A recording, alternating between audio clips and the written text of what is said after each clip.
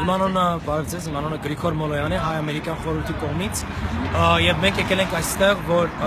ցույց կազմակերպել ենք Ադրբեջանի կոնսուլայի ու կառավարության դեմ։ Ադրբեջանի կառավարությունը բանտարկել է ժուրնալիստներ, բժիշկներ, գիտնականներ, գրողներ եւ մենք ուզում ենք տեղեկացնենք Ադրբեջանի ժողովրդին եւ համ Ամերիկայի քաղաքացիներին, որ Ադրբեջանը այսպիսի շատ